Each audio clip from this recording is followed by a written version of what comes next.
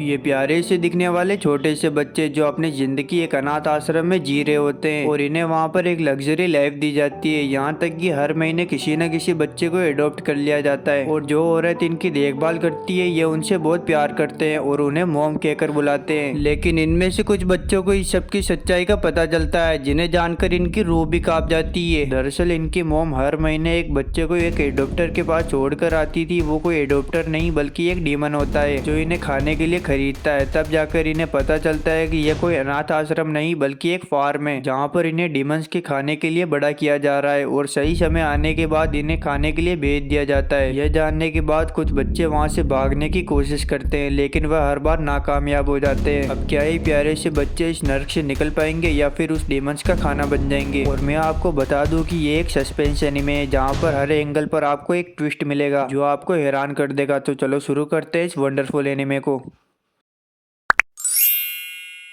इस कहानी की शुरुआत में हम एमा को देखते हैं जो अब नींद से जाग चुकी है और वो बाकी बच्चों को भी नींद से जगा देती है। इस अनाथ आश्रम में सभी बच्चे एक दूसरे की काफी मदद करते हैं और एक दूसरे के साथ काफी मस्ती भी करते हैं। अब ये लड़का जिसका नाम नॉर्मन होता है ये सभी बच्चों को ब्रेकफास्ट के लिए बुलाता है और इधर एमा बच्चों के साथ खेल रही होती है और उसकी इस बात पर रे उसका मजाक उड़ाता है जिससे एमा गुस्सा हो जाती है और अपनी मोम को जाकर बोल देती है। और ये इनकी कोई रियल मोम नहीं बल्कि इनका ध्यान रखने वाली औरत होती है और सभी लोग उसे प्यार से मोमी बुलाते हैं पर इसका असली नाम इजाबेला होता है। अब ये सभी मिलकर लंच करते हैं और हमें पता चलता है कि इन सभी की नेक पर एक कोड लिखा होता है जिसे किसी प्रोडक्ट के ऊपर लिखा होता है। लंच करने के बाद इनका एक आईक्यू टेस्ट होता है। यह टेस्ट दिखने में ही काफी टफ होता है और काफी बच्चों की हवा भी निकल जाती है और आखिर में रिजल्ट अनाउंस होता है जिसमें हमें पता चलता है कि जिन बच्चों को सबसे हायर मार्क्स मिले हैं उनका नाम है नॉर्मल, दूसरा है रे और तीसरा है एमा। नॉर्मन का आईक्यू सभी से ज्यादा होता है इसलिए वह हर बार क्लास में टॉप मारता है जबकि रे अपनी स्ट्रेटेजी की वजह से हर बार टॉप कर जाता है। पर एमा सबसे अलग होती है, वह एक फास्ट लर्नर है इसलिए वह रे और नॉर्मन की बराबरी कर पाती है। अब ये सब मिलकर एक टैग गेम खेलते हैं बिल्कुल लुका छुपी जैसा। इसमें ढूंढने की बारी नॉर्मन की होती है और नॉर्मल काफी कम समय में ही सभी को ढूंढ लेता है। सिर्फ एमा बची होती है। नॉर्मन उसका पीछा करता है पर उसे पकड़ नहीं पाता। पर थोड़ा आगे चलने के बाद वह रुक जाता है और एमा उसे पेड़ से देख रही होती है। नॉर्मन को लगता है कि जरूर एमा आसपास ही होगी इसलिए वह अपने 1000 आईक्यू का इस्तेमाल करता है और गिरने की एक्टिंग करता है। उसे गिरता हुआ देखकर एमा जल्दी से नीचे आ जाती है पर नॉर्मन उसे पकड़ लेता है। अब एमा कहती है कि आखिर मैं इतनी जल्दी हार कैसे सकती हूँ। तो नॉर्मन कहता है कि तुम्हें अपने दिमाग का इस्तेमाल करना चाहिए। तभी रे बीच में बोलता है कि नॉर्मन के कहने का मतलब है टेक गेम एक स्ट्रेटेजी वाला गेम है तो तुम्हें अपने दिमाग का इस्तेमाल करना चाहिए एक स्ट्रेटेजी के साथ। अब ढूंढने की बारी एमा की होती है जहाँ पर हम देखते हैं कि एमा भी लगभग सबको पकड़ लेती है। अब बस नॉर्मन बचा होता है और वो उसे ढूंढते ढूंढते जंगल में काफी आगे तक चली जाती है जहाँ पर वह देखती है कि नॉर्मन बस एक जगह पर खड़ा हुआ है और वो उसके पास चली जाती है। नॉर्मन कहता है कि आखिरकार तुमने मुझे ढूंढ ही लिया। तो एमा कहती है कि तुम्हें पता है ना कि मोम ने हमें इसके आगे जाने के लिए मना किया है क्योंकि वहाँ पर डेंजर है। तभी वहाँ पर रे आ जाता है। रे कहता है कि मोम हमसे झूठ बोल रही है। तो नॉर्मन इसका रीजन पूछता है तो रे कहता है कि आखिर तुम ही बताओ ये जाली आखिर किसी डेंजर को कैसे रोक सकती है। तभी वहाँ पर एक एक करके सभी बच्चे आ जाते हैं। वे ये सवाल करते हैं कि सभी लोग यहाँ से जाने के बाद आखिर क्या क्या करना चाहेंगे। तभी उनमें से एक चश्मे वाली लड़की कहती है कि आखिर जितने भी बच्चे यहाँ से गए हैं उन्होंने किसी ने हमें खत क्यों नहीं लिखा। तो नॉर्मन कहता है कि शायद वो अपनी नई जिंदगी में खुश होंगे इसलिए वो हमें खत लिखना भूल गए। तभी एक छोटी सी लड़की जिसका नाम चिमी होता है वह इन सबसे कहती है कि अगर मैं यहाँ से जाऊंगी तो मैं सभी को बहुत सारे खत लिखूंगी। और अनफॉर्चुनेटली उसी दिन चिमी को कोई एडॉप्ट करने के लिए आ जाता है और वो सभी को बाय बोलकर अपनी मोम इजाबेला के साथ उस एडॉप्टर के पास चली जाती है। इधर एमा हॉल की सफाई कर रही होती है तभी उसे चिमी की सबसे फेवरेट डॉल मिलती है। वह कहती है कि ये तो चिमी की सबसे फेवरेट डॉल है, हमें उसे वापस लौटाना होगा। तभी रे कहता है कि वो लोग वहाँ पर अभी पहुंचे नहीं होंगे तो तुम अगर भाग कर जाओ तो चिमी को डॉल वापस कर सकते हो। तो एमा और नॉर्मन वहाँ पर भाग कर जाते हैं। तो एमा कहती है कि हमें अंदर जाने के लिए मना किया गया है। तो नॉर्मल कहता है कि जो भी सजा मिलेगी हम दोनों साथ में भुगत लेंगे। अब ये लोग वहाँ पर चिमी को ढूंढते हैं लेकिन वहाँ पर कोई भी नहीं होता। तो एमा कहती है कि मैं इस डॉल को इस ट्रक में ही रख देती हूँ ताकि चिमी को ये मिल जाए। अब जैसे ही वह डॉल को ट्रक के अंदर रखने जाती है तो उसके अंदर उसे कुछ ऐसा दिखता है जिसे देखकर उसकी रूह कांप जाती है और उसके हाथों से डॉल भी गिर जाती है। अब नॉर्मन कहता है कि आखिर तुमने ऐसा क्या देख लिया ट्रक के अंदर। अब वह भी ट्रक के अंदर देखता है और उसे देखकर उसकी भी आंखें फटी की फटी रह जाती है क्योंकि उसके अंदर और कुछ नहीं बल्कि चिमी की लाश होती है। यह लोग कुछ प्रोसेस कर पाते हैं उससे पहले ही उन्हें किसी के आने की आवाज आती है, इसलिए वह जल्दी से ट्रक के नीचे छुप जाते हैं और वो जैसे ही नीचे से झाँक कर देखते हैं तो वहाँ पर कोई इंसान नहीं होता बल्कि वहाँ पर डीमंस खड़े होते हैं। तभी एक डीमन कहता है कि इन इंसानों का मांस काफी अच्छा और मीठा होता है। तो दूसरा डीमन कहता है कि यहाँ पर सिर्फ हाई क्वालिटी के इंसान ही मिलते हैं, इसलिए यह हमारी बजट से बाहर है तो तुम इसे खाना भी मत। तभी वहाँ पर एक तीसरा डीमन भी आता है। वह कहता है कि ये एक लो क्वालिटी का मांस है लेकिन जल्द ही हाई क्वालिटी के मांस आने वाले हैं। वह इजाबेला से कहता है कि अगली बार इन तीनों को ही भेजना। तभी एक डीमन को ट्रक के नीचे से एक अजीब सी बदबू आती है और वो ट्रक के नीचे देखता है लेकिन उसे कोई भी नहीं मिलता। एमा और नॉर्मन जल्दी से वहाँ से भाग कर आ जाते हैं। वहाँ से निकलने के बाद एमा नॉर्मन से पूछती है कि हमने जो लाश देखी वो कोनी की नहीं थी ना। तो नॉर्मन कहता है कि वो लाश कोनी की थी। अब ये दोनों हाउस के अंदर आते हैं जहाँ पर रे इन दोनों से पूछता है कि क्या तुमने वो डॉल दे दी। तो नॉर्मन कहता है कि वो लोग चले गए तो हमने वो डॉल नहीं दी। अब ये लोग रात में जागकर बात कर रहे होते हैं जहाँ पर एमा नॉर्मन से कहती है कि हमें यहाँ से जल्दी निकलना पड़ेगा। तो नॉर्मन कहता है कि तुमने सही कहा, अगर हमने जल्दी नहीं की तो अगली बारी हमारी ही होगी। तो एमा कहती है कि हम अकेले नहीं जा सकते, इन सभी बच्चों को भी हमें अपने साथ ले जाना पड़ेगा। तो नॉर्मन उससे कहता है कि तुम टेंशन मत लो, हम सभी बच्चों के साथ यहाँ से जल्द ही निकल जाएंगे। पर एमा के मन में एक सवाल होता है कि आखिर हम इतने सारे बच्चों को यहाँ से लेकर कैसे जाएंगे क्योंकि यहाँ पर कुछ 2 साल के हैं तो कुछ 3 साल के भी बच्चे हैं। तो नॉर्मन कहता है कि हम स्ट्रेटेजी का इस्तेमाल करेंगे। दूसरी तरफ हम देखते हैं इजाबेला के हाथ में कोने की डोल होती है और उसे पता चल जाता है कि जरूर यहाँ पर कोई आया था।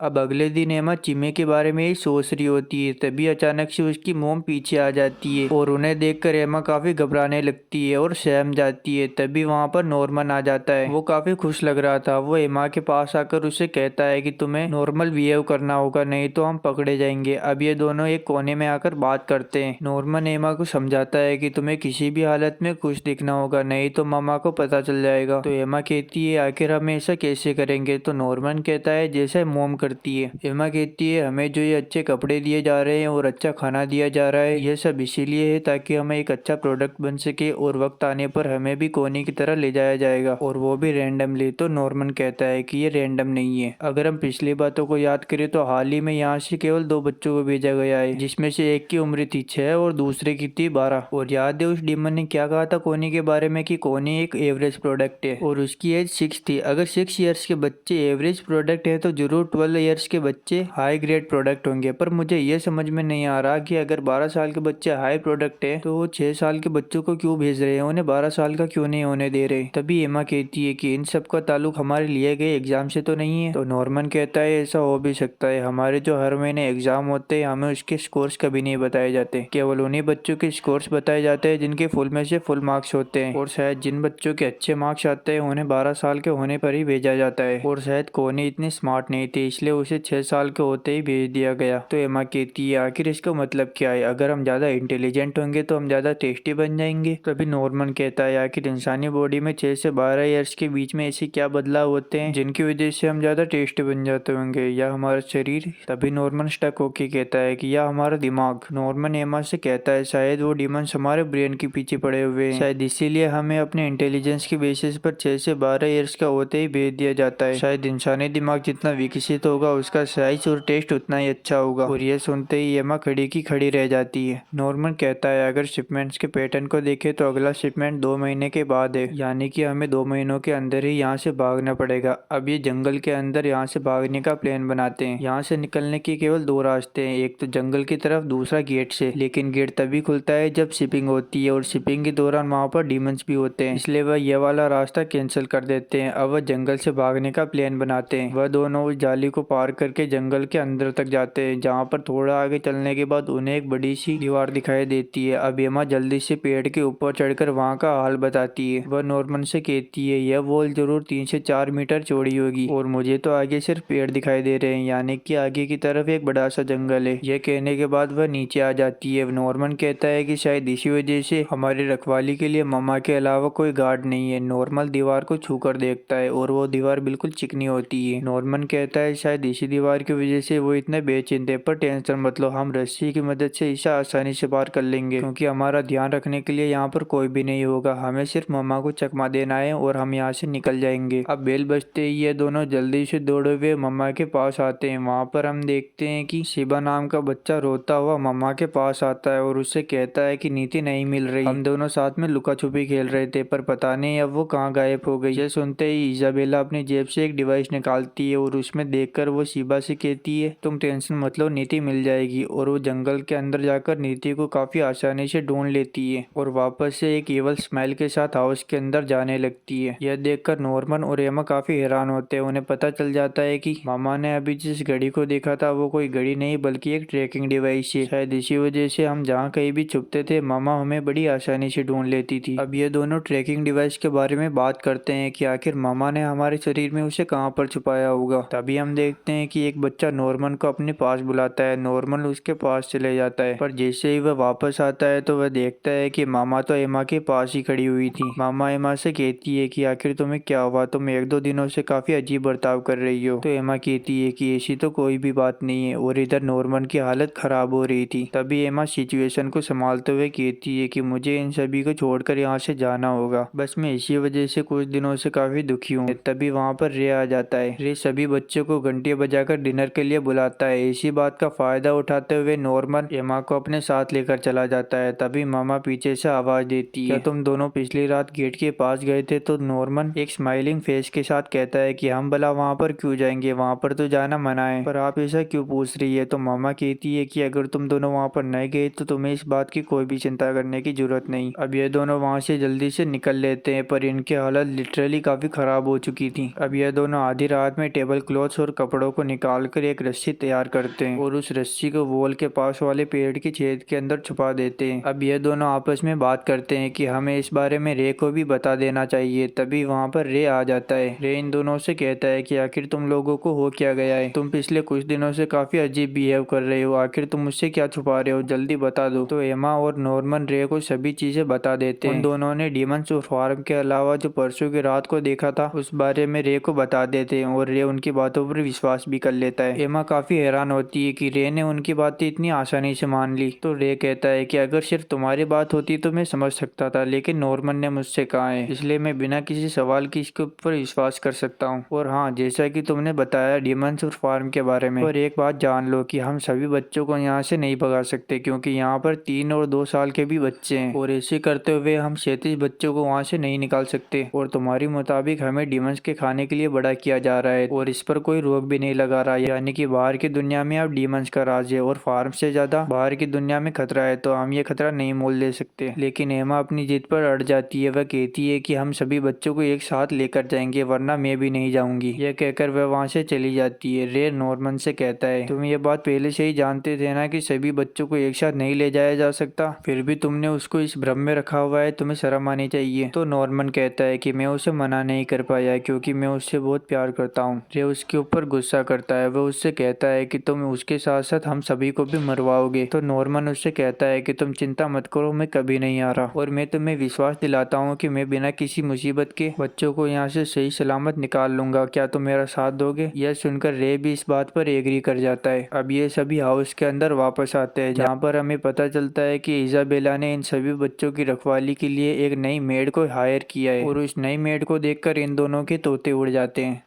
और इसका नाम होता है सिस्टर थ्रोन। अब इजाबेला सिस्टर थ्रोन को उसका कमरा दिखाती है। ये कमरा ऐसी लोकेशन पर होता है जहाँ से वो सभी बच्चों के ऊपर आसानी से नजर रख सकती है। अब ये तीनों शाम को मीटिंग करते हैं, जहाँ पर नॉर्मन कहता है कि मैं ट्रैकिंग डिवाइस को ढूंढने में इतना बिजी था कि मैंने ये सोचा ही नहीं कि मम्मा किसी और को भी हमारे ध्यान रखने के लिए रख सकती है। तो रे कहता है कि ये हमारे लिए अच्छा ही है, इससे हम और ज्यादा इन्फॉर्मेशन इकट्ठा कर सकेंगे। तो नॉर्मन कहता है कि केरल जो एक छोटी बच्ची है उसे हाल ही में यहाँ पर शिफ्ट किया गया है, वो भी कोने की जगह, यानी कि यहाँ आने से पहले उसे कहीं पर रखा गया होगा। और जो नई सिस्टर आई है वो भी कहीं ना कहीं से आई होगी, यानी कि ऐसा हो सकता है कि इस फार्म की तरह और भी बहुत सारे फार्म हो सकते हैं, क्योंकि हमें इसी बात से पता चलेगा कि जब हम यहाँ से निकल जाएंगे तो हमें करना क्या है। तो रे कहता है कि हमें फिलहाल इस बारे में नहीं सोचना चाहिए, सबसे पहले हमें यहाँ से निकलने के बारे में सोचना चाहिए। अब एमा कहती है कि मैंने अपने पूरे शरीर को छान मारा पर वो ट्रैकिंग डिवाइस मुझे कहीं पर भी नहीं मिला। रे कहता है कि अगर वो एक ट्रैकिंग डिवाइस है तो उसे चलाने के लिए एक बैटरी की जरूरत होगी, और जहाँ तक मुझे पता है अभी की लेटेस्ट टेक्नोलॉजी के हिसाब से ऐसा ट्रैकिंग डिवाइस जो हमारे शरीर में लगभग 10 सालों से इम्प्लांट किया गया हो उसे ढूंढना तो नामुमकिन है। जो सर्जरी उसे लगाने के लिए हमारे शरीर पर की गई होगी उसका निशान तक 10 सालों में मिट गया होगा। तो एमा कहती है इसका मतलब हमें कभी पता नहीं चलेगा ट्रैकिंग डिवाइस कहाँ पर है। और ये तीनों साथ में सोचने लगते हैं, तभी नॉर्मन के दिमाग में अचानक से कुछ आता है और वो कहता है केरल। तो रे कहता है हाँ ये काम कर सकता है, केरल अभी नई नई आई है तो उसके शरीर पर सर्जरी का निशान जरूर होगा। अब इधर हम दोनों सिस्टर्स को देखते हैं जो आपस में बात करती है। सिस्टर थ्रोन इजाबेला को थैंक यू बोलती है उसे इस फार्म में काम पर बुलाने के लिए, क्योंकि ये जो फार्म है ये अब तक का सबसे बेस्ट फार्म है ह्यूमन मीट प्रोड्यूस करने के लिए। इजाबेला थ्रोन को कहती है कि मुझे बात करने वाले नहीं काम करने वाले लोग ज्यादा पसंद है, और मैं तुम्हें बता दूं कि तुम्हें बच्चों के ऊपर ध्यान रखने के अलावा भी कुछ करना है। यह सुनकर सिस्टर थ्रोन शॉक हो जाती है। इजाबेला उससे कहती है कि इन सभी बच्चों में से 2 बच्चे ऐसे हैं जिन्होंने ऐसा कुछ देख लिया है जो उन्हें नहीं देखना चाहिए था, और मुझे लगता है कि उन्होंने जो ट्रक में था वो भी देख लिया है। यह सुनते ही सिस्टर थ्रोन कहती है कि नियमों के हिसाब से जल्द ही हमें इस खबर को हेडक्वार्टर तक पहुंचाना होगा और उन बच्चों को जल्द से जल्द यहाँ से भेजना पड़ेगा। तो इजाबेला कहती है कि इस सब की कोई भी जरूरत नहीं है, मेरे बच्चे बहुत स्पेशल है और वो तभी यहाँ से जाएंगे जब उनके जाने का समय होगा। इससे हम इस फार्म की रेपुटेशन को भी संभाल पाएंगे। तो थ्रोन कहती है कि अगर कोई गड़बड़ हो गई तो बहुत मुसीबत हो जाएगी। तो इजाबेला कहती है कि कोई मुसीबत नहीं होगी, मुझे उन बच्चों के बारे में पता है, वो 2 बड़े बच्चे हैं, तुम्हें उनके ऊपर नजर रखनी है, बाकी सब मैं संभाल लूंगी। अब हम सिस्टर थ्रोन को उसके कमरे में देखते हैं जो ये कहती है कि इजाबेला जिसे हम मिस परफेक्ट के नाम से भी जानते हैं, किसे पता होगा कि वो इतनी बड़ी गलती कर बैठेगी। और सबसे अजीब बात तो ये है कि वो इस बात को हेडक्वार्टर से छुपाना चाहती है। अगर मैं इस काम में उसकी मदद करूँ तो हो सकता है वो मेरा नाम आगे मॉम बनने के लिए सजेस्ट कर दे, पर तभी वो अपनी पास वाली डॉल को उठाकर कहती है कि फ्यूचर में ही क्यों, अगर मैं चाहूँ तो अभी भी इस फार्म की मॉम बन सकती हूँ। अगर मैंने इजाबेला की इस गलती के बारे में हेडक्वार्टर को इन्फॉर्मेशन दे दी और उन बच्चों के बारे में बता दिया तो इजाबेला को इस फार्म से निकाल दिया जाएगा। इसके बाद मैं इस फार्म की मॉम बन जाऊंगी। कितना बढ़िया होगा है ना। अब हम नॉर्मन और रे को देखते हैं जो बर्तन धो रहे होते हैं। तभी वो नोटिस करते हैं कि सिस्टर क्रोन काफी जल्दी बच्चों के बीच में घुल मिल गई है। अब नॉर्मन कहता है कि यहाँ से भागने के लिए 2 अडल्ट को चकमा देना आसान नहीं होगा, क्यों ना हम एक काम करें, हम मॉम और सिस्टर क्रोन को मार क्यों नहीं देते, इससे हमारा काम और भी आसान हो जाएगा। तभी सिस्टर क्रोन इन दोनों के पीछे आ जाती है। वह इन दोनों से कहती है कि तुम दोनों रे और नॉर्मन होंगे, तुमसे मिलकर खुशी हुई। और वो काफी अजीब तरीके से उन दोनों को घूर रही थी। अब उसके दूर जाने के बाद नॉर्मन कहता है लगता है इन्हें हमारे ऊपर शक है, तुमने देखा नहीं वो किस तरह से हमें घूर रही थी। अब दूसरी तरफ हम एमा को देखते हैं जो केरल की बॉडी के ऊपर ट्रैकिंग डिवाइस को ढूंढ रही होती है, और उसके पास में ही एक लड़की जिसका नाम गिल्टा होता है वह एमा को उस रात के बारे में पूछती है, पर एमा तो उस ट्रैकिंग डिवाइस को ढूंढने में खो जाती है। तभी उसे केरल के कान के ऊपर एक निशान दिखाई देता है। उसे लगता है कि ये जरूर ट्रैकिंग डिवाइस होगा और वो उसे दबा कर देखती है, जिससे यह कंफर्म हो जाता है। वह केरल से कहती है कि तुम टेंशन मत लो, हम तुम्हें यहाँ से जल्द ही निकाल लेंगे। और यह बात उसके पास खड़ी लड़की भी सुन लेती है। अब हम इजाबेला को देखते हैं जो हेडक्वार्टर को इन्फॉर्म करती है कि फॉर्म के अंदर सब कुछ ठीक चल रहा है। तभी एक लेडी का रिप्लाई आता है जिसे इजाबेला ग्रैंडमा कहकर बुलाती है। वह इजाबेला से कहती है कि अभी जितने भी फॉर्म है उन सब में से फिलहाल कुछ समय में जो मास प्रोड्यूस हुआ है वो काफी लो क्वालिटी का है, तो हमें इस बात का ध्यान रखना होगा और ये तुम्हारी जिम्मेदारी है। तो इजाबेला कहती है कि मैं इस बात का जरूर ध्यान रखूंगी। उसी कॉल पर एक मॉन्स्टर भी बोलता है। वह इजाबेला से कहता है कि हमें जल्दी हाई क्वालिटी के इंसान प्रोड्यूस करने होंगे, अगर ऐसा नहीं हुआ तो काफी दिक्कत हो सकती है, क्योंकि तुम्हें पता है ना कि फेरन का टेस्ट काफी अलग है। तो इजाबेला कहती है कि आप टेंशन मत लीजिए, सारी प्रॉब्लम मुझ पर छोड़ दीजिए। अब अगले दिन हम देखते हैं कि यह तीनों आपस में बात कर रहे होते हैं, जहाँ पर एमा इन दोनों को ट्रांसमीटर के बारे में बताती है कि वो ट्रांसमीटर हमारे कान के पीछे लगाया गया है। अब ये सोचते हैं कि हमने ये ढूंढ तो लिया, लेकिन हम इसे डिस्ट्रॉय या फिर बंद कैसे करेंगे। और ये सोचते हैं कि अगर हमने इसे डिस्ट्रॉय भी कर दिया तो हो सकता है जब मॉम हमारे बाल बनाएगी तो उन्हें पता चल जाए। तो रे कहता है कि हमें फिलहाल इसे डिस्ट्रॉय करने के बारे में नहीं सोचना चाहिए, क्योंकि ये ट्रांसमीटर इतना हाईटेक नहीं है, वो बस हमारी लोकेशन बताता है, लेकिन वह यह नहीं बताता कि वह जो डॉट शो हो रहा है वो एमा है, रे है या फिर नॉर्मन। तो नॉर्मन कहता है कि अगर हमने इसे डिस्ट्रॉय भी कर दिया तो हो सकता है कि अलार्म बज जाए जिससे मॉम को पता चल जाएगा। तो फिलहाल हमें इसे नहीं निकालना चाहिए, जिस दिन हम यहाँ से भागेंगे उसी दिन हम इसे निकाल देंगे। तो एमा कहती है कि बिना निकाले हम उसे डिस्ट्रॉय कैसे करेंगे। तो रे कहता है कि तुम टेंशन मतलब वो सब मैं देख लूंगा, तुम मुझ पर भरोसा कर सकती हो। और इधर हमें पता चलता है कि झाड़ियों से इन लोगों को कोई देख रहा है। अब ये तीनों डिस्कस करते हैं कि चलो ट्रांसमीटर का काम तो हो गया, लेकिन हम लोग सभी को लेकर यहाँ से कैसे भागेंगे। तभी रे कहता है कि मुझे लगता है कि कुछ बच्चों को हमें यहीं पर छोड़ना होगा क्योंकि वो इतने एथलेटिक नहीं है। यहाँ तक कि कुछ बच्चे तो इतने छोटे हैं कि वो खुद से चल भी नहीं सकते। और ये तीनों उसी बारे में सोचने लगते हैं। तभी एमा कहती है कि टैग, हाँ हम टैग खेलेंगे। एमा इन दोनों को अपना प्लान बताती है कि हम टैग गेम की मदद से सभी बच्चों को यहाँ से भागने की ट्रेनिंग देंगे और ये एक गेम है और इससे मामा को हमारे ऊपर शक भी नहीं होगा। अब हम देखते हैं कि यह तीनों सभी बच्चों को यहाँ से भागने की ट्रेनिंग दे रहे होते हैं, यानी कि टैग खेल रहे होते हैं। नॉर्मन इन सभी बच्चों को भागने की ट्रेनिंग देता है और अपने दुश्मन को कैसे चकमा देना है यह भी बताता है, जैसे कि नकली पैरों के निशान बनाना। लेकिन फिर भी नॉर्मन इन सभी को पकड़ लेता है। अब इधर हम रे को देखते हैं जो सभी बच्चों को ये सिखाता है कि हमें दुश्मन को ऐसा मानना चाहिए कि उसे हमारे बारे में सब कुछ पता है और उसी को ध्यान में रखकर हमें उसे चकमा देना होगा। अब हम देखते हैं कि सभी बच्चे पकड़े जाते हैं। तभी वहाँ पर सिस्टर थ्रोन आ जाती है। वह इन सभी बच्चों से कहती है कि चलो अब मैं तुम्हारे साथ खेलती हूँ और सबसे पहले मैं तुम सभी बच्चों को पकड़ूंगी। और गेम स्टार्ट हो जाता है। इधर नॉर्मन और रे को पता होता है कि सिस्टर थ्रोन सबसे पहले बड़े बच्चों के पीछे आएगी और थ्रोन भी वही करती है। वह सबसे पहले बड़े बच्चों को ढूंढने की कोशिश करती है, पर उसे बड़े बच्चे इतनी आसानी से नहीं मिलते, इसलिए वह छोटे बच्चों को अपने जाल में फंसाकर बड़ी आसानी से पकड़ लेती है। यहाँ तक कि कुछ बड़े बच्चे भी उसके चंगुल से नहीं बच पाते। और वैसे भी अगर बड़े बच्चे नहीं बच पाए तो छोटे बच्चे कैसे ही उनसे बचेंगे। अब थ्रोन दो और बच्चों को पकड़ने के लिए दौड़ती है, लेकिन तभी एमा बीच में आकर उन दोनों को बचा लेती है। एमा उन दोनों को लेकर भागती है और थ्रोन भी उसका लगातार पीछा करती है, पर एमा थ्रोन से ज्यादा तेज होती है, इसलिए वह थोड़ा आगे निकलकर एक पत्थर के पीछे छुप जाती है। लेकिन थ्रोन भी वहां पर पहुंच जाती है और वो एमा से कहती है कि एमा, अगर तुमने उस रात कुछ भी देखा हो तो तुम मुझे बता सकती हो। तुम लोगों को घबराने की कोई भी जरूरत नहीं है, मैं तुम्हारे साथ हूँ। और आखिरकार थ्रोन एमा को भी पकड़ लेती है। अब सिर्फ नॉर्मन और रे ही बाकी होते हैं। मैडम थ्रोन नॉर्मन का पीछा करती है, लेकिन नॉर्मन काफी तेज होता है और वो मैडम थ्रोन के हाथों से काफी इजीली निकल जाता है। और तभी वहाँ पर रे आ जाता है और वो सिस्टर थ्रोन से कहता है कि टाइम खत्म हो गया, यानी कि मैडम थ्रोन हार गई और नॉर्मन और रे जीत चुके हैं। इधर मैडम थ्रोन का चेहरा पूरी तरीके से उतरा हुआ होता है और वह कहती है कि अब पता चला है कि ये बच्चे इतने खतरनाक क्यों हैं। अब इस बात को कुछ दिन बीत जाते हैं और ये तीनों आपस में मीटिंग करते हैं, जहाँ पर ये सोचते हैं कि सिस्टर थ्रोन ने आखिर अभी तक कुछ किया क्यों नहीं इनके साथ। तो नॉर्मन कहता है कि हो सकता है मामा ने उन्हें हमसे दूर रहने के लिए कहा हो। मुझे लगता है कि मामा को हमारे ऊपर पहले से ही शक है, लेकिन मुझे एक बात अजीब लग रही है। अगर उन्हें हमारे ऊपर शक है तो उन्होंने अभी तक एक्शन क्यों नहीं लिया। या फिर ऐसा भी हो सकता है कि वो किसी तरीके की मदद से हमारे ऊपर हर वक्त नजर रखे हुए हो। आखिर ऐसा कौन सा तरीका हो सकता है जिससे कि मॉम इंक्लूड हुए बिना भी हमारी सारी जानकारी पा सकती है। और यह सोचकर एमा थोड़ी टेंशन में आ जाती है। तो नॉर्मन कहता है कि तुमने सही सोचा, कोई धोखेबाज या जासूस हमारे चारों ओर है जो हमारी इंफॉर्मेशन लगातार मॉम को दिए जा रहा है और मुझे लगता है कि वो कोई बच्चा ही होगा। और यह सुनकर एमा काफी शौक होती है क्योंकि वह यह इमेजिन भी नहीं कर सकती जिन बच्चों को वो यहाँ से निकालना चाहती है उन्हीं में से एक कोई धोखेबाज है। अब क्या ये लोग उस जासूस का पता लगा पाएंगे।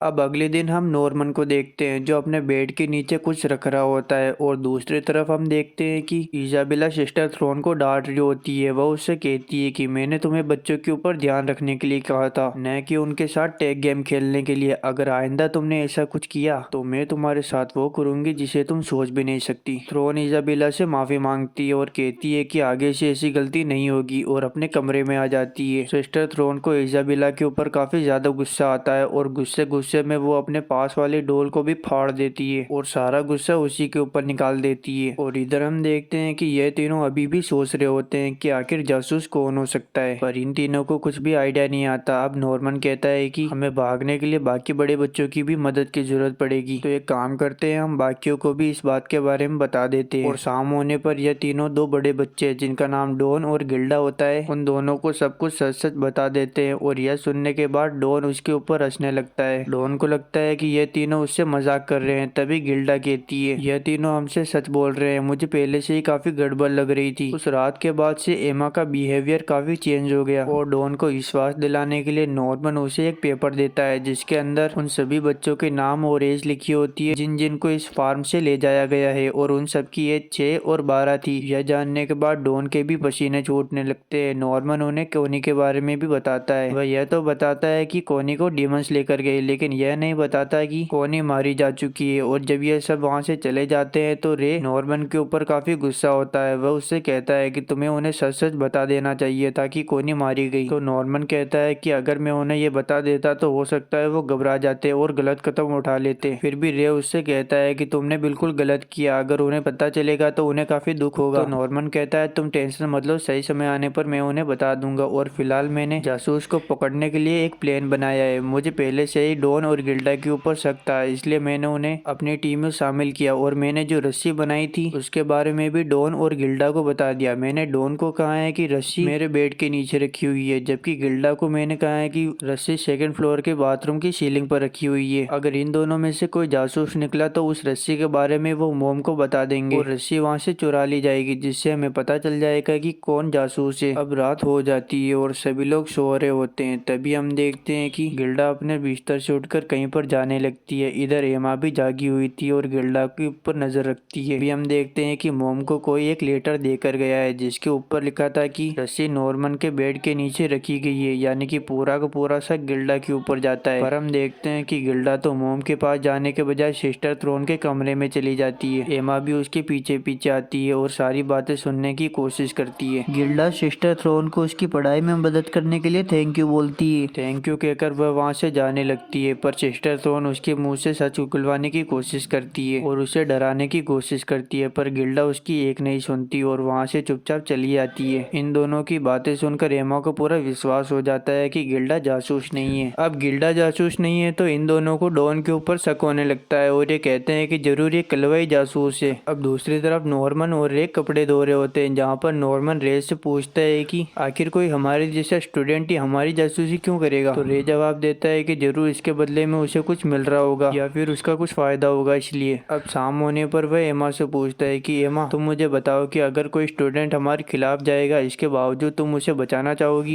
तो एमा कहती है कि हाँ जरूर, क्यों नहीं, भले ही वो हमारे खिलाफ जा रहा है लेकिन वो हमारी तरह ही एक इंसान है, भले वो चाहे या फिर ना चाहे, मैं उसे बचाने की पूरी कोशिश करूंगी। और नॉर्मन कहता है कि मुझे पता ही था कि तुम मुझे कुछ ऐसा ही जवाब दोगी। अब नॉर्मन और रे रस्सियों की जांच करने लगते हैं, जहाँ पर उन्हें सीलिंग के ऊपर रखी गई रस्सी मिल जाती है, पर उन्हें नॉर्मन के बेड के नीचे रखी गई रस्सी नहीं मिलती। तो रे कहता है कि इसका सीधा मतलब है कि जासूस डॉन है। नॉर्मन कहता है कि मुझे पता है कि असली जासूस कौन है, और वह पीछे मुड़ता है और कहता है कि असली जासूस और कोई नहीं बल्कि तुम हो रे। यह सुनने के बाद रे के चेहरे की हवाइयाँ उड़ जाती है। रे सुनते ही कहता है कि तुम मुझसे मजाक कर रहे हो क्या, तुमने तो डॉन और गिल्डा को फंसाने के लिए जाल बिछाया था, तो भला मैं जासूस कैसे हो सकता हूँ। तो नॉर्मन कहता है कि मैंने 3 लोगों के लिए जाल बिछाया था, डॉन, गिल्डा और तुम्हारे लिए। मैंने गिल्डा को लाइब्रेरी और डॉन को स्टोर रूम का रास्ता बताया था, जबकि मैंने तुम्हें अपने बेड के नीचे की रस्सी बताई थी। उन दोनों की जगह पर रस्सी वहीं पर रखी हुई है, लेकिन बस मेरे बेड के नीचे की रस्सी गायब है, यानी कि जासूस तुम ही हो। यह सुनने के बाद रे कहता है कि आखिरकार तुमने मुझे पकड़ ही लिया, लेकिन तुम्हें मुझ पर कब हुआ। तो नॉर्मन कहता है कि मुझे तो उसी दिन शक हो गया था जब सिस्टर थ्रोन यहाँ पर आएगी, लेकिन मैं इस बात पर विश्वास नहीं करना चाहता था, लेकिन अब मैं इस बात को ठुकरा नहीं सकता। अब तुम मुझे बताओ कि तुम मोम के लिए जासूसी कब से कर रहे थे। रे कहता है कि उसे इस सब के बारे में काफी पहले से ही पता था, लेकिन मोम ने उसे चुप रहने के लिए कहा था। इसके बदले में मोम उसकी 2 डिमांड को पूरी करेगी। पहला तो ये कि उसे बाकी बच्चों से ज्यादा समय तक यहाँ पर रखा जाएगा, और दूसरा ये कि वो मुझे बाहरी दुनिया के कुछ सामान ला कर देगी। और वह कहता है कि यह सब जानने के बाद भी क्या तुम मुझे अपने प्लान में शामिल करोगे। तो नॉर्मन कहता है कि प्लान में शामिल होने के लिए तुम्हें मेरी 3 शर्तें माननी पड़ेगी। पहला तो ये कि तुम पहले जैसे ही हमारे साथ रहोगे और हम लोगों की लाइफ को सिक्योर रखोगे, और दूसरा ये कि तुम मोम से मिली हुई सारी जानकारी मुझे ला कर दोगे। तीसरा ये कि तुम बच्चों की तरफ से अब मोम की जासूसी करोगे। और मैं तुम्हें बता दूं कि तुम एक जासूस हो, पर एमा फिर भी तुम्हें बचाना चाहती है, और अगर तुम चाहो तो मोम को धोखा देकर हमारे साथ भाग सकते हो। अब नॉर्मन रे को ट्रांसमीटर के बारे में पूछता है। तुम उसकी टेंशन मत लो, मैंने मोम से जो सामान मंगवाए थे उससे मैंने एक डिवाइस बनाया है जिससे हम ट्रांसमीटर को बिना निकाले भी बंद कर सकते हैं। रे कहता है कि मैं भी यहाँ से बाहर निकलना चाहता हूँ, लेकिन अगर मैं तुम्हारी मदद करूंगा तो तुम्हें भी मेरी कुछ शर्तें माननी पड़ेगी। रे कहता है कि तुम्हें एमा को विश्वास दिलाना पड़ेगा कि हम सभी बच्चों को अपने साथ लेकर जाएंगे, लेकिन एन वक्त पर तुम एमा को धोखा दे देना और वहाँ से सिर्फ तुम, मैं, एमा, डॉन और गिल्डा ही बाहर निकलेंगे। देखो तुम भी जानते हो और मैं भी जानता हूँ कि सभी को लेकर भागना इम्पॉसिबल है, यह बस हमारे लिए एक मुसीबत क्रिएट करेगा और कुछ नहीं। तो नॉर्मन कहता है कि मुझे तुम्हारी शर्त मंजूर है और रे वहाँ से चला जाता है। इधर नॉर्मन काफी टेंशन में लग रहा है। रे सीधा मोम के पास जाता है और उन्हें बताता है कि प्लेन में कुछ ज्यादा चेंजेस नहीं आए, वह बस सभी को टेक गेम की मदद से यहाँ से एस्केप करने की ट्रेनिंग दे रहे हैं। अब रे मोम को टोन मारते हुए कहता है कि आप मुझे रिप्लेस करना चाहती है ना, इसी वजह से आपने उस नए मेड को हायर किया है। तो मोम कहती है ऐसी कोई बात नहीं है, बस मुझे सुरक्षा को ध्यान में रखते हुए उसे यहाँ पर बुलाना पड़ा। अब हम देखते हैं कि नॉर्मन तेजी से भागते हुए कहीं पर जा रहा होता है, तभी वह पीछे मुड़कर देखता है जहाँ पर उसके सारे दोस्तों की लाशें गिरी हुई होती है और उन्हें देखकर उसकी रूह कांप जाती है। तभी वहाँ पर एक मॉन्स्टर आ जाता है और वो नॉर्मन को खा जाता है। तभी हमें पता चलता है कि यह तो बस नॉर्मन का एक सपना था। अब ये तीनों जंगल में आते हैं जहाँ पर एमा पूछती है कि क्या तुम्हें जासूस का कुछ पता चला, पर नॉर्मन इस बात को घुमाने लगता है। तभी रे सीधे बोलता है कि मैं ही जासूस हूँ और यह सुनते ही एमा का चेहरा अजीबोगरीब हो जाता है और वह कहती है कि तुम जासूस थे, आखिर तुमने हमें बताया क्यों नहीं। तो रे कहता है कि मैं तो तुम्हें उसी रात को बता देता, लेकिन तुम दोनों ने कोने की डोल को वहीं पर छोड़ दिया। अब सिचुएशन को संभालने के लिए मैंने इस सारी बातों को तुमसे छुपाया। तो एमा कहती है कि तुम जासूस होने के बावजूद अब भी हमारे साथ दोगे। तो रे कहता है कि हाँ मैं तुम्हारे साथ हूँ और वो झूठ बोलता है कि मैं सभी बच्चों को तुम्हारे साथ यहाँ से भगाने के लिए तैयार हूँ। अब हम डॉन और गिल्डा को देखते हैं जो गुस्से में होते हैं कि यह तीनों अकेले अकेले ही प्लान बना लेते हैं, हमें कुछ बताते ही नहीं। अब शाम को ये आपस में प्लान बनाते हैं जहाँ पर एमा एक पेपर को लेकर आती है। एमा बताती है कि शाम होते ही मोम अपने बेडरूम से निकलकर अपने ऑफिस के अंदर चली जाती है, लेकिन जब मैंने उनके बेडरूम और ऑफिस की दूरी को नापा तो मुझे कुछ अजीब लगा। ऑफिस और हॉल के बीच में थोड़ा गैप होना चाहिए, लेकिन वहाँ पर एक दीवार बनी हुई थी। मेरे हिसाब से वहाँ पर एक सीक्रेट रूम भी है, क्योंकि जब मोम अपने ऑफिस में जाती थी तो मैंने एक दो बार देखा था कि वो वहाँ पर है ही नहीं। तभी डिनर का टाइम हो जाता है और डॉन और गिल्डा वहाँ पर डिनर के लिए जाने लगते हैं, लेकिन वो डिनर की ओर जाने के बजाय मोम के ऑफिस के अंदर चले जाते हैं जहाँ पर वो सीक्रेट रूम को खोजने की कोशिश करते हैं और फाइनली वो रूम उन्हें मिल भी जाता है। लेकिन तभी किसी के आने की आवाज आती है और गेट धीरे से खुलता है और इनके चेहरे पर 12 बज जाते हैं, लेकिन पता चलता है कि यह तो बस एक छोटा सा बच्चा है जो छुपने के लिए आया है।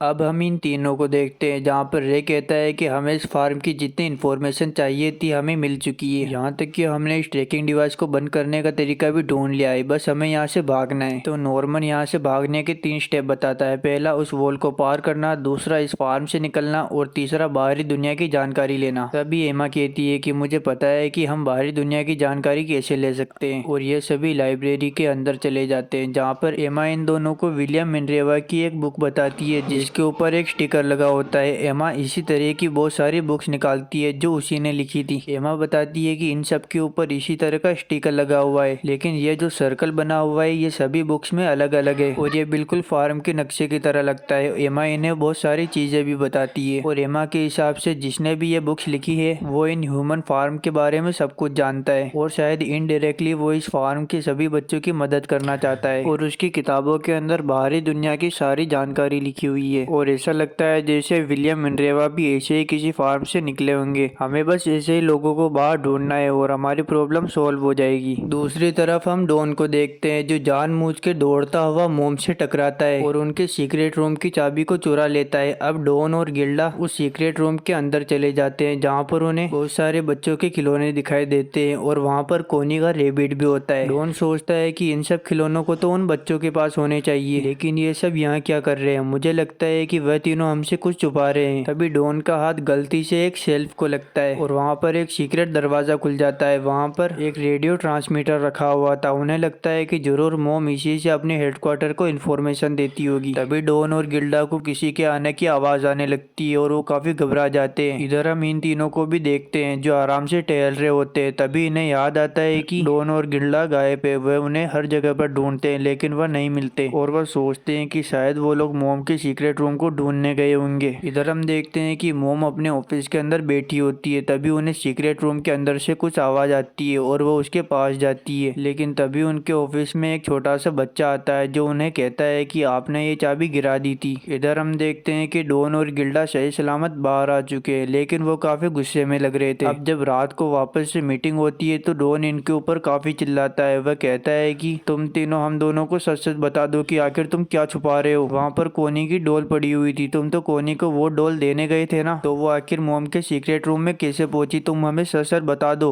अब फाइनली नॉर्मन इन दोनों को सब कुछ सच बताता है। वह कहता है कि कोनी को मॉन्स्टर अपने साथ नहीं ले गया बल्कि उसे खा गया, और जितने भी बच्चों को यहाँ से एडॉप्टिंग के बहाने ले जाया जाता है उन्हें वो मॉन्स्टर खा लेता है। ये सुनने के बाद डॉन को काफी ज्यादा गुस्सा आता है और वह कहता है कि तुमने इतनी जरूरी बात हम दोनों से छुपाई, और वो अपना आपा खो देता है और नॉर्मन और रे को एक एक गुस्सा मारता है। और वह कहता है कि हम मानते हैं कि हम तुम तीनों जितने स्मार्ट नहीं है, लेकिन तुमने हमें इस लायक भी नहीं समझा कि तुम हमें पूरी सच्चाई बता सको। और यह कहने के बाद वह वहाँ से चला जाता है। इधर इन तीनों को अपनी गलती का एहसास होता है और यह तीनों डॉन के पास जाते हैं, जहाँ पर नॉर्मन, रे, एमा ये तीनों डॉन और गिल्डा से माफी मांगते हैं सब कुछ सच्चाई को छुपाने के लिए। वह उनसे माफी मांगते हैं कि आइंदा हम किसी भी बात को तुमसे नहीं छुपाएंगे। और फाइनली डॉन और गिल्डा इन तीनों को माफ कर देते हैं और इन सब में वापस दोस्ती हो जाती है। अब अगली सुबह एमा कहती है कि उन दोनों को सब कुछ सच्चाई बताकर काफी हल्का महसूस हो रहा है। नॉर्मन कहता है कि तुमने बिल्कुल सही कहा, अब यहाँ से भागने में केवल एक हफ्ता बाकी है, अब हमें बस ये सोचना है कि बाकी सबको यहाँ से लेकर कैसे भागेंगे। तो एमा कहती है कि मेरे पास एक आइडिया है, लेकिन पता नहीं रे वो मानेगा भी या फिर नहीं। तो नॉर्मन कहता है कि तुम टेंशन मत लो, मैं रे को मना लूंगा। अब नॉर्मन वापस हाउस के अंदर आता है, जहाँ पर वो रे के सामानों को चेक करने लगता है, जहाँ पर उसे एक लेटर मिलता है। उसमें लिखा था कि नॉर्मन और एमा, मैंने जो कुछ भी किया तुम दोनों को बचाने के लिए किया। और यह पढ़कर नॉर्मन काफी खुश लग रहा था। अब बाहर आकर नॉर्मन डॉन और गिल्डा से मिलता है, जो उसके कहने पर डिटर्जेंट और बाकी सामान लेकर आए थे। अब वह चारों मिलकर प्लान डिस्कस करने लगते हैं, जहाँ पर वह कहते हैं कि हम इस प्लान के बारे में रे को बिल्कुल नहीं बताएंगे। नॉर्मन कहता है कि हम रे को सारी बातें झूठी बताएंगे और फिर वो सारी झूठी बातें मोम को जाकर बता देगा और उसी की मदद से हम प्लान को आगे बढ़ाएंगे। इधर हम रे को देखते हैं जो मोम के पास आया हुआ होता है। वो उन्हें इन्फॉर्मेशन देता है, उन लोगों ने नया प्लान बनाया है, नॉर्मन आपको मारना चाहता है। मरने का नाम सुनते ही इजाबेला शौक हो जाती है और वो रे के पास आती है। वह उससे कहती है कि अगली शिपिंग कल है। तो रे कहता है कि कल मेरा 12वां जन्मदिन है, तो शायद इसका मतलब अब मेरे जाने की बारी आ चुकी है। अब इधर हम चारों को देखते हैं जो प्लान डिस्कस करके यहाँ से जा रहे होते हैं। तभी हम देखते हैं कि सिस्टर अचानक से इनके सामने आ जाती है और उसे देखकर ये सब लोग घबरा जाते हैं। सिस्टर इनसे कहती है मैंने तुम लोगों की सारी बातें सुन ली, तुम लोगों ने कल रात को जो सारी बातें की थी वो सारी बातें मैंने सुन ली, यानी कि भागने वाले बच्चों में एमा, गिल्डा, डॉन और नॉर्मन। तो वह कहती है कि तुम टेंशन मत लो, मैं ये बात इजाबेला को नहीं बताऊंगी। और वो एमा के पास आकर दोस्ती के लिए हाथ बढ़ाती है।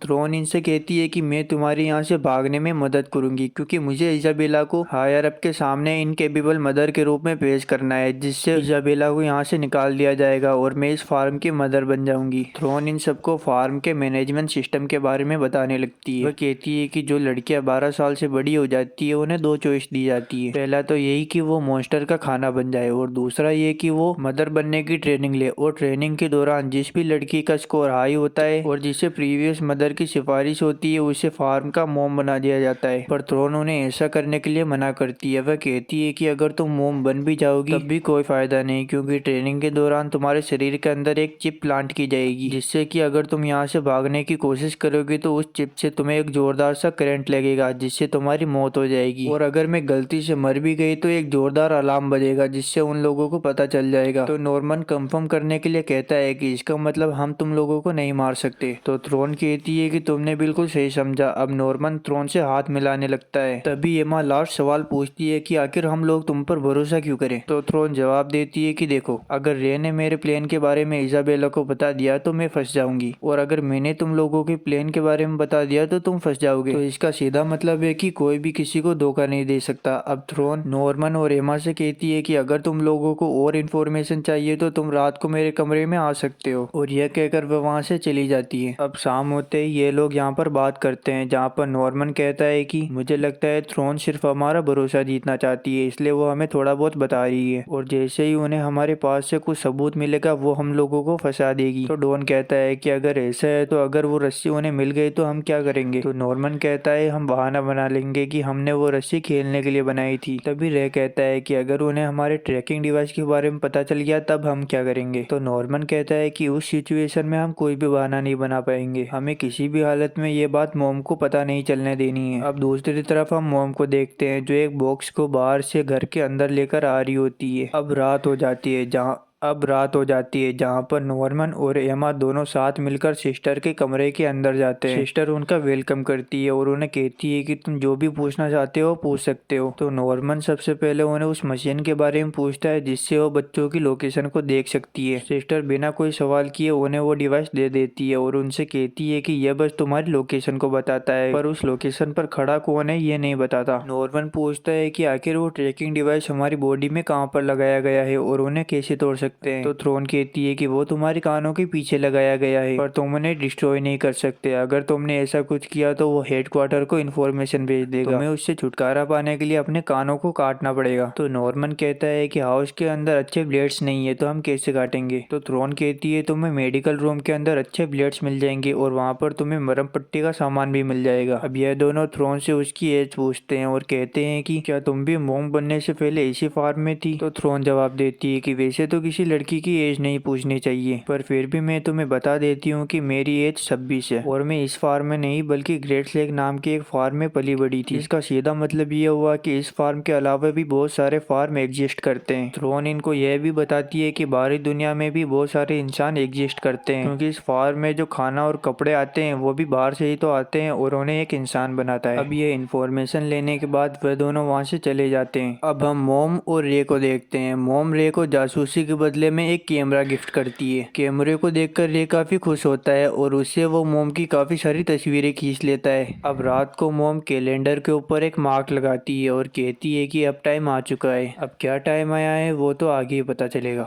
अब अगली सुबह बाकी सब मीटिंग करते हैं, जहाँ पर रे कहता है कि आज हमें वॉल को पार करके पीछे का व्यू देखना है ताकि हम आगे की प्लानिंग कर सके। और इन सब के लिए रे के पास एक आइडिया है। वह कहता है कि मैं मॉम का ध्यान बटाऊंगा और डॉन और गिल्डा तुम सेकंड फ्लोर की खिड़की के पास खड़े रहना, और इस बीच नॉर्मन और एमा जल्दी से जाकर दीवार के पीछे का व्यू देख लेंगे और अगर कोई गड़बड़ होती है तो मैं तुम लोगों को खिड़की से इशारा कर दूंगा और तुम जाकर इन दोनों को बता देना। अब इधर हम थ्रोन को देखते हैं जो अपने गुड्डे को सहला रही होती है। मुझे लगता है कि उन लोगों को ट्रांसमीटर के बारे में पहले से ही पता था, क्योंकि जब मैंने उन्हें ट्रांसमीटर के बारे में बताया तो उन्हें हैरानी नहीं हुई। और क्या उन्होंने उस ट्रांसमीटर को बंद करने का कोई तरीका ढूंढ लिया है या फिर उन्होंने ऐसा कुछ बना लिया है जिससे वो उस ट्रांसमीटर को बंद कर सकते हैं। और यह सोचकर वो जोर जोर से हंसने लगती है। और अगले पल हम देखते हैं कि थ्रोन नॉर्मन और रे के कमरे की तलाशी ले रही होती है और वहाँ कुछ ढूंढ रही होती है। तभी वहाँ पर एक छोटा सा बच्चा आ जाता है। वह उससे पूछता है कि आप यहाँ पर क्या कर रही है। तो थ्रोन बहाना बनाती है और कहती है कि मैं तो बस यहाँ की सफाई कर रही हूँ, और वह बच्चा वहाँ से चला जाता है। अब थ्रोन जल्दी से तलाशी लेने लगती है और उसे एक लेटर मिलता है। उस लेटर के अंदर किसी बच्चे ने मॉन्स्टर और इजाबेला के बारे में लिखा हुआ था। थ्रोन जल्दी से भागती हुई अपने कमरे के अंदर आती है और वह कहती है कि आखिरकार मुझे मिल गया, अब मैं इजाबेला को एक इनकेपेबल मदर के रूप में पेश कर सकूंगी। तभी उसके दरवाजे पर कोई नॉक करता है और जब वह दरवाजा खोलती है तो वहाँ पर इजाबेला खड़ी होती है। इजाबेला थ्रोन से कहती है कि तुम्हारे लिए एक लेटर आया है, और जब थ्रोन उस लेटर को पढ़ती है तो उसमें लिखा होता है कि थ्रोन को फोर्थ फार्म के मदर के रूप में चुना गया है। इजाबेला कहती है कि मैंने ही तुम्हारा नाम उन लोगों को दिया था, अब तो तुम खुश होना, अब जल्दी से अपना सामान पैक करो और यहाँ से चली जाओ, बाहर ग्रैंड माँ तुम्हारा इंतजार कर रही है।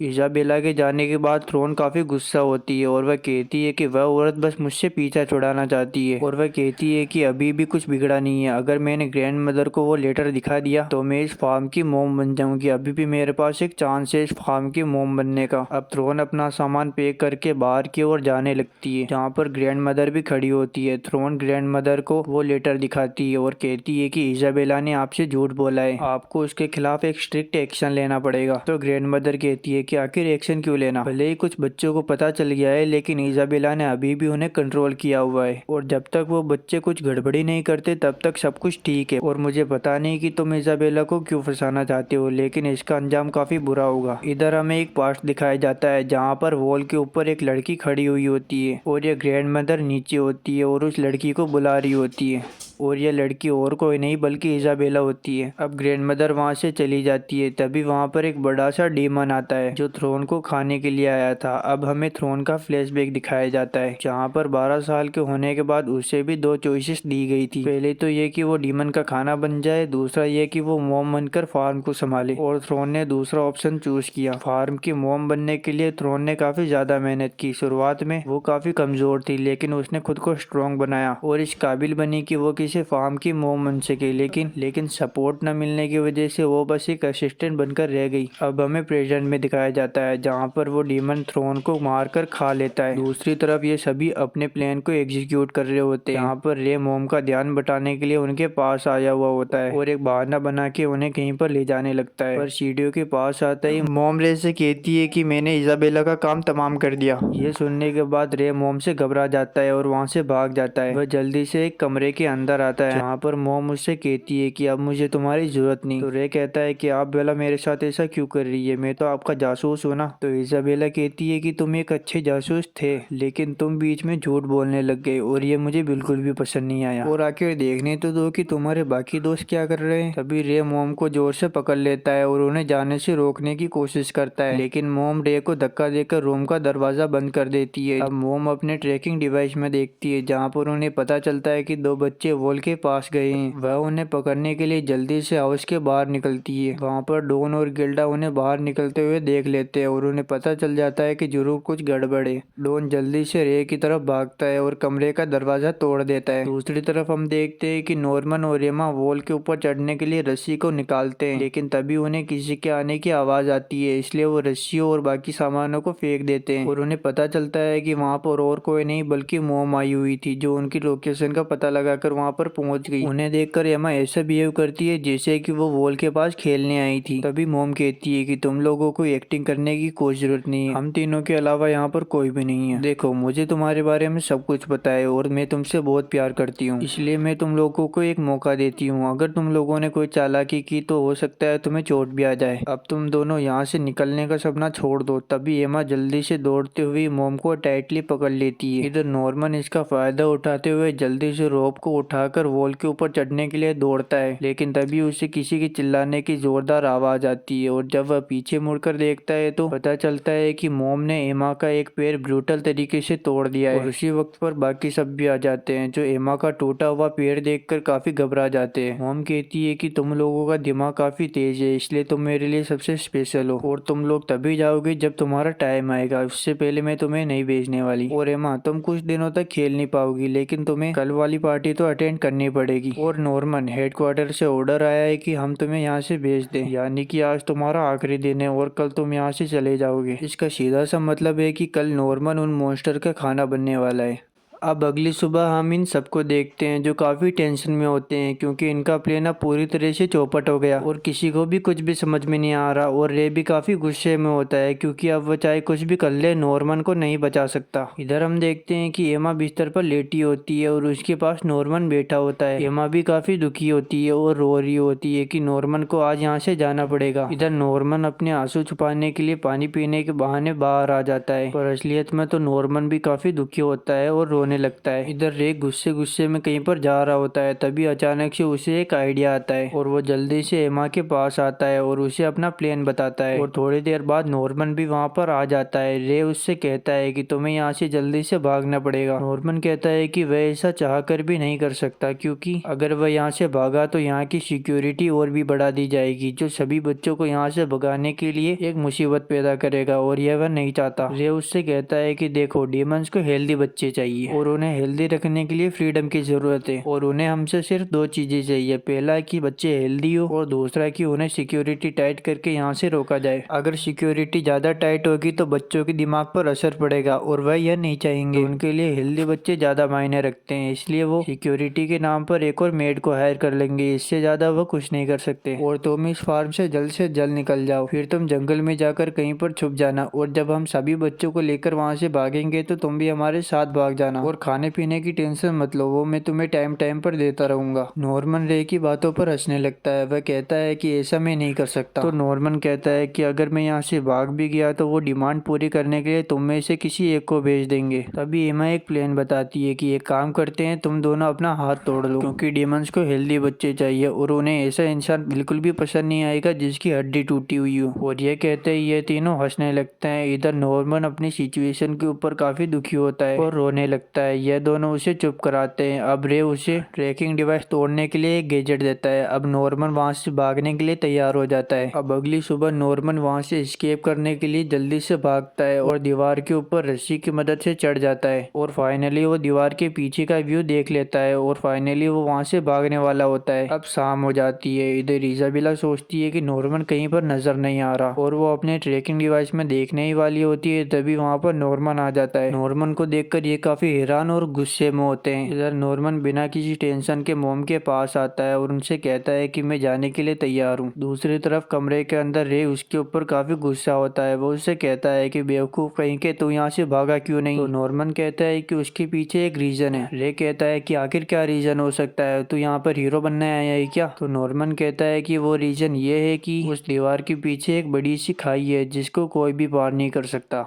नॉर्मन कहता है कि मैंने उस दीवार के चारों ओर की इन्वेस्टिगेशन की और वो एक पेपर पर समझाने लगता है कि फार्म के इस साइड में उनका हेडक्वार्टर है और दूसरी तरफ एक ब्रिज है, बाकी सब तरफ खाई है। रे कहता है कि अगर तुम्हें इस ब्रिज के बारे में पता था तो तुम यहाँ से भागे क्यों नहीं। तो नॉर्मन कहता है कि अगर मैं यहाँ से भाग जाता तो तुम लोगों को ये जानकारी कौन देता। तभी एक बच्चा नॉर्मन को बुलाने आ जाता है। नॉर्मन रे को वो डिवाइस दे देता है। रे उससे कहता है कि तुम यहाँ से अभी भी भाग सकते हो। तो नॉर्मन कहता है कि मेरा वक्त आ चुका है, अब मैं ऐसा नहीं कर सकता। रे और एमा नॉर्मन को बहुत समझाते हैं पर वह एक नहीं सुनता। अब नॉर्मन रे और एमा को गले लगा लेता है और उनसे कहता है कि मैं तुम दोनों से बहुत प्यार करता हूँ। अब अगले सीन में हम देखते हैं कि नॉर्मन अपने सूटकेस के अंदर एक खिलौना रखता है और जाने के लिए तैयार हो जाता है। मॉम सभी से झूठ बोलती है कि नॉर्मन को एडॉप्ट कर लिया गया है और अब वो अपने नए घर पर जा रहा है। नॉर्मन को जाते हुए देखकर सभी बच्चे इमोशनल हो जाते हैं। रे नॉर्मन को जाते हुए नहीं देख सकता था, इसलिए वो उसे आखिरी बार गुड बाय कहने भी नहीं आया। इधर एमा भी कोई जवाब नहीं दे रही थी। अब नॉर्मन वहां से जाने लगता है। तभी एमा अचानक से दौड़कर नॉर्मन के गले लग जाती है और उसे कान में कहती है, मैं मॉम का ध्यान बटाती हूँ, तुम इस डिवाइस को लेकर जल्दी से यहाँ से भाग जाओ। तभी नॉर्मन उसे धक्का दे देता है और उससे कहता है कि तुम इतनी बेवकूफ कैसे हो सकती हो, और उसके हाथों से वो मशीन ले लेता है और कहता है कि अगर ये मॉम ने देख लिया होता तो बहुत बड़ी गड़बड़ हो जाती। अब वो बिना किसी को पता चले वापस से मशीन एमा को दे देता है और उसे गुड बाय बोल देता है। अब मॉम नॉर्मन को लेकर जा रही थी। इधर सीढ़ियों के ऊपर रे भी खड़ा हुआ था। नॉर्मन आखिरी बार उसे एक स्माइल देता है और वहां से चला जाता है। उस गेट के पास जाने के बाद उसे वहीं पर वो ट्रक मिलता है। यह वही ट्रक होता है जिसके अंदर कोने की लाश पड़ी थी। मॉम नॉर्मन से कहती है कि तुम्हें 2 मिनट इस कमरे के अंदर वेट करना पड़ेगा, और जैसे ही कमरे का दरवाजा खुलता है तो उसके अंदर कुछ ऐसा होता है जिसे देखकर नॉर्मन काफी घबरा जाता है। अब अगली सुबह हम देखते हैं कि सभी बच्चे डिनर कर रहे होते हैं पर एमा काफी उदास लग रही होती है। वह कॉरिडोर में चल रही होती है। तभी अचानक से उसे पीछे से नॉर्मन की आवाज आती है। वह पीछे मुड़कर देखती है पर वहाँ तो बच्चे खेल रहे होते हैं। एमा नॉर्मन के जाने के बाद काफी दुखी दुखी सी रहने लगती है। दूसरी तरफ हम रे को देखते हैं जिसका भी कुछ ऐसा ही हाल होता है। अब ये सब लोग रात को आपस से मीटिंग करते हैं जहाँ पर ये सभी रे से कहते हैं कि आखिर हम सभी को लेकर यहाँ से कैसे निकलेंगे। तो रे कहता है कि हमें यहाँ से निकलने का ख्याल छोड़ देना चाहिए। अब नॉर्मन यहाँ से जा चुका है तो हम कुछ भी नहीं कर सकते और किसी को भी नहीं बचा सकते। हमें उन मॉन्स्टर का खाना बनना ही पड़ेगा। हमें इसे अपनी किस्मत मान लेनी चाहिए। ये सुनने के बाद एमा अपने कमरे में आकर रोने लगती है, जहाँ पर थोड़ी देर बाद उसकी मॉम भी आ जाती है। मॉम उससे कहती है कि देखो नॉर्मन तो यहाँ से जा चुका है और कुछ दिनों बाद तुम भी चली जाओगी, लेकिन मैं तुम्हें एक मौका देना चाहती हूँ। तुम चाहो तो मॉन्स्टर का खाना न बन के मॉम बनने की ट्रेनिंग ले सकती हो और मैं तुम्हारी सिफारिश आगे करूंगी ताकि तुम इस फार्म की मॉम बन सको। पर एमा उन्हें साफ मना कर देती है कि चाहे कुछ भी हो जाए, भले ही वो मॉन्स्टर मुझे खा जाए, लेकिन मैं ऐसा काम कभी नहीं करूंगी। उस दिन के बाद से लगभग 1 महीना बीत जाता है। अब तारीख होती है 15 और उस पर रे का नाम भी लिखा होता है, यानी कि यहाँ से जाने की बारी अब रे की है। अब हम रे को देखते हैं जो लाइब्रेरी में बैठकर गाना गा रहा होता है। यह वही गाना होता है जो उसकी मोम इजाबेला गाया करती है। एमा वहाँ पर आती है और उससे कहती है कि तुम आखिर ये क्यों कर रही हो। तो रे बताता है कि आज उसकी लास्ट नाइट है और वह इस घर को ऐसे ही अलविदा बोलना चाहता है इसी गाने के साथ। और वह एमा से कहता है कि क्या तुम अब भी इस घर से भागना चाहती हो। यह सुनते ही एमा काफी स्केरी से स्माइल देने लगती है।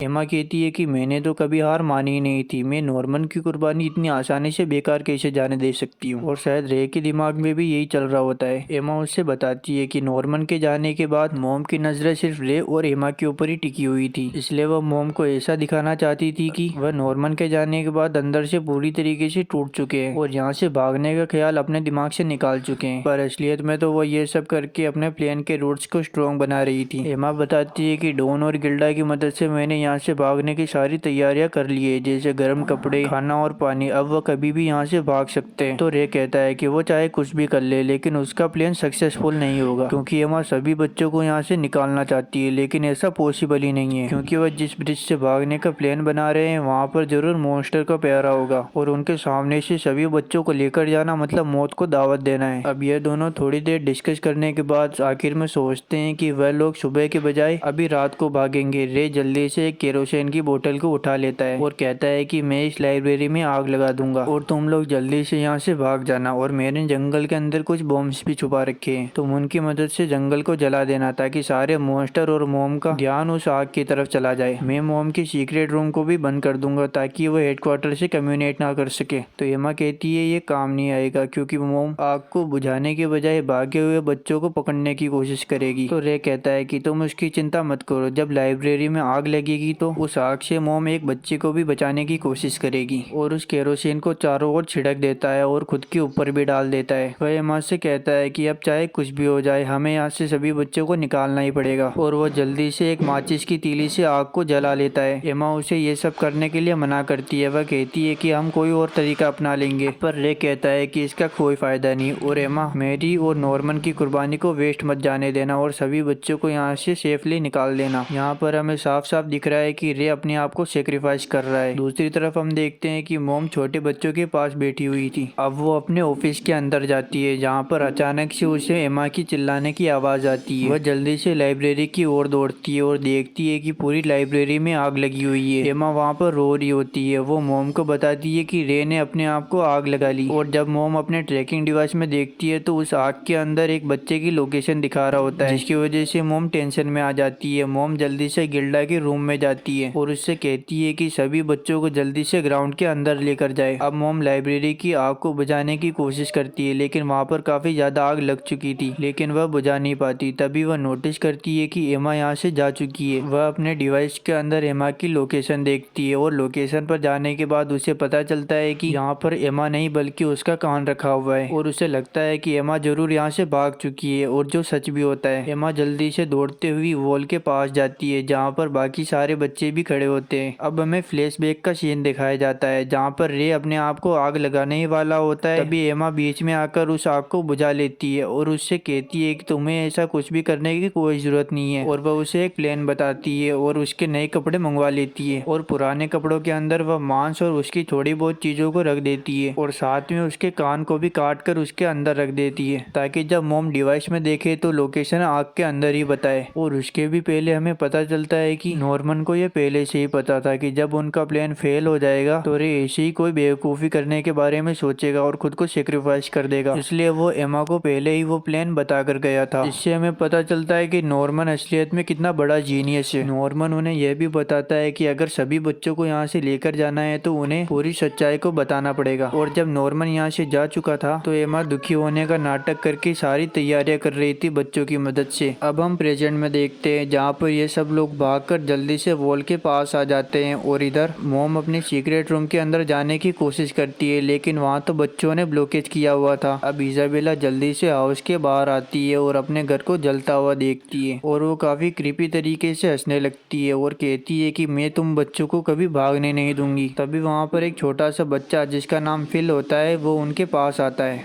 अब हम सभी बच्चों को देखते हैं जो वॉल के ऊपर रस्सी की मदद से चढ़ रहे होते हैं। रे यह नोटिस करता है कि यहाँ पर सिर्फ बड़े बच्चे हैं, छोटे बच्चे नहीं हैं। वह इस बारे में एमा से पूछता है तो एमा कहती है कि मैंने 4 साल से छोटे बच्चों को यहीं पर छोड़ दिया। उन छोटे बच्चों को बाहर की दुनिया में सर्वाइव करवाना बहुत मुश्किल था, और वैसे भी जब तक वो 6 साल के नहीं हो जाते तब तक उन्हें उन डीमंस को नहीं दिया जाएगा। और मैंने उनसे वादा भी किया है कि मैं 2 साल खत्म होने से पहले वापस आऊंगी और उन्हें यहाँ से लेकर जाऊंगी। अब हमें फ्लैशबैक में दिखाया जाता है जहाँ पर एमा एक छोटे बच्चे फिल को मॉन्स्टर और बाकी सब के बारे में बताती है, और वह कहती है कि हम लोग तुमको छोड़कर जा रहे हैं लेकिन हम 2 साल के अंदर वापस आएंगे, और फिल भी इस बात के लिए मान जाता है। अब हम प्रेजेंट में देखते हैं जहाँ पर फिल मॉम के गले लगा हुआ था। मॉम उससे पूछती है कि आखिर बाकी बच्चे कहाँ पर हैं, और वह मॉम को कहीं पर ले जाने लगता है, और ऐसा लगता है जैसे फिल मॉम को एमा और बाकी सबके पास लेकर जाएगा। और जब मॉम ट्रैकिंग डिवाइस के अंदर देखती है तो उसे बहुत सारे बच्चे दिखाई देते हैं, और ऐसा लगता है जैसे वो एमा का ग्रुप है। लेकिन पास आने पर पता चलता है कि ये तो सभी छोटे बच्चे हैं और बड़े बच्चे इनमें से एक भी नहीं है। मॉम जल्दी से एक मशीन की मदद से हेडक्वार्टर में इंफॉर्मेशन भेजती है कि सभी बड़े बच्चे यहाँ से भाग चुके हैं, वो जल्द ही ब्रिज की ओर आते ही होंगे। अब बड़े बच्चों को भागने से रोकने के लिए ब्रिज के ऊपर बहुत सारे मॉन्स्टर को तैनात कर दिया जाता है। अब हमें फ्लैशबैक के अंदर दिखाया जाता है जहाँ पर एमा एक लेटर को पढ़ रही होती है। यह नॉर्मन का होता है। नॉर्मन लिखता है कि जब तुम लोग यहाँ से भागोगे तो ब्रिज के ऊपर बहुत सारे मॉन्स्टर तैनात होंगे तुम लोगों को रोकने के लिए, इसलिए तुम वहाँ से मत जाना। खाई के रास्ते ही तुम्हें यहाँ से भागना पड़ेगा। उन्होंने ये कभी सोचा भी नहीं होगा कि छोटे बच्चे खाई के रास्ते से भी भाग सकते हैं। अब हम प्रेजेंट में देखते हैं जहाँ पर सभी बच्चे वॉल के ऊपर दौड़ रहे होते हैं, और इन सभी बच्चों के पास 3 या 4 मोटी रस्सियाँ होती है। वह लोग वॉल के ऊपर उन रस्सियों को सामने वाले पेड़ के ऊपर फेंक देते हैं, जिससे वो रस्सियाँ उन पेड़ों के ऊपर लिपट जाती है, और उसी की मदद से वो एक एक करके वहाँ से निकलने लगते हैं। यह देखकर रे भी हैरान होता है कि आखिरकार हमने इतने सारे बच्चों को बचा लिया, यह तो इम्पॉसिबल था। अब सब बच्चे एक एक करके वहाँ से जल्दी से निकलने लगते हैं, और जब बहुत देर हो जाती है और सभी बच्चे ब्रिज के पास नहीं पहुँचते हैं तो मॉम को शक होने लगता है, और वो जल्दी से दीवार की ओर दौड़ती है। लेकिन जब तक वह वहाँ पर पहुँचती है तब तक सभी बच्चे वहाँ से निकल चुके थे, बस एमा ही बची हुई थी, और वो मॉम को गुड बाय बोलकर वहाँ से निकल लेती है।